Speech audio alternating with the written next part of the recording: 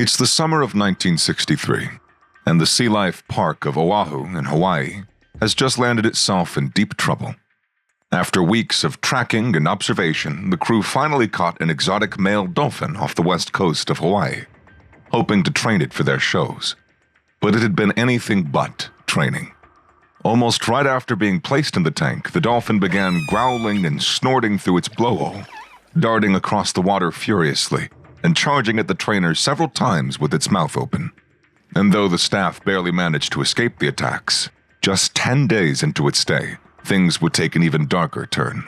The aggressive creature was moved into a new tank with a pair of pilot whales, and while at first it just harassed and charged at them repeatedly, one morning, one of the pilot whales was found mysteriously dead. When its corpse was examined, it turned out the enraged dolphin had rammed the pilot whale's head with such force that it had cracked its skull, killing it instantly. A few days later, the killer was moved to another tank, but the story repeated itself. The dolphin chased and terrorized the other tank mates so viciously that they all huddled near the gate, desperately trying to escape. Barely stretching past 8.5 feet long, this small, slow-moving creature doesn't look like much at first glance. But take it away from its pod, lock it in a tank, and it turns into a raging, unpredictable beast, armed with 48 razor-sharp, blade-like teeth that can turn any confined space into a blood-soaked battlefield. Literally. Meet the ocean's least-known killer, the pygmy killer whale.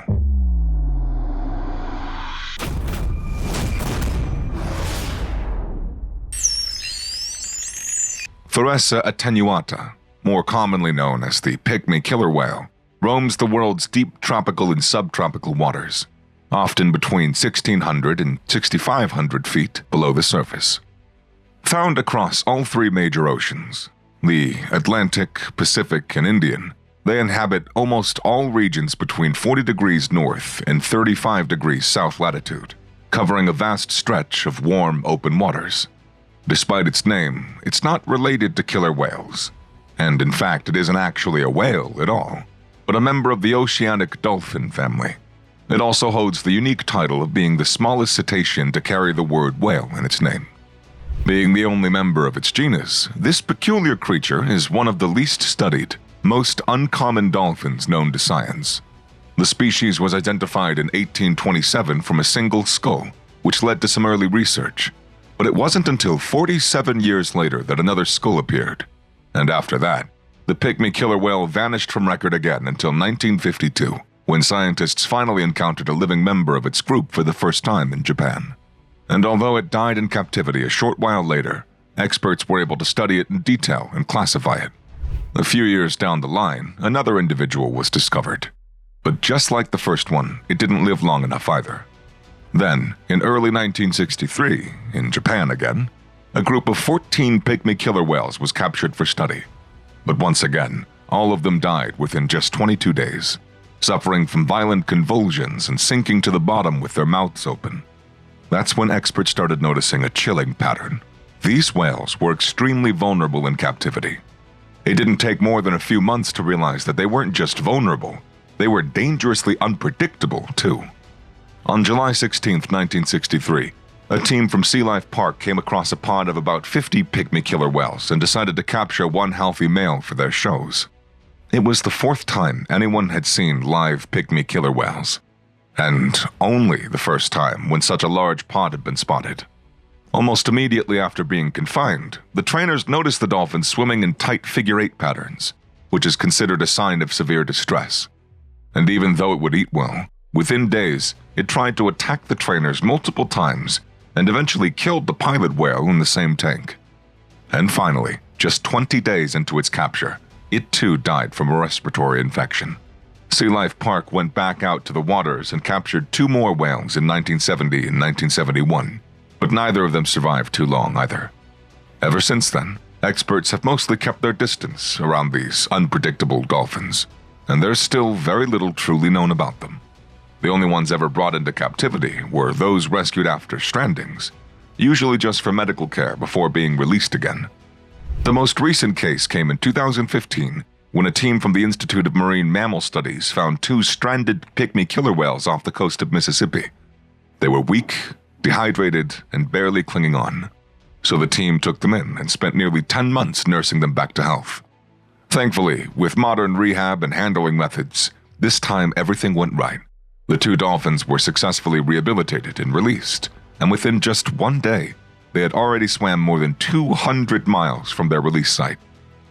In their home waters, pygmy killer whales aren't exactly built for speed. They're considered one of the slowest and most sluggish dolphins out there, cruising at just about 2 miles per hour. But that can change fast when danger strikes, or during migration, as they've been seen exploding forward in short, powerful sprints that cut through the water like torpedoes. Like other dolphins, these stealthy creatures rely on echolocation to hunt and navigate. They send out rapid-fire clicks that bounce off objects, then use their finely tuned, hypersensitive ear canals to separate the sound of prey from all the chaotic background noise of the ocean. Within seconds, this whole process can pinpoint exactly where a prey is hiding, even from several feet away.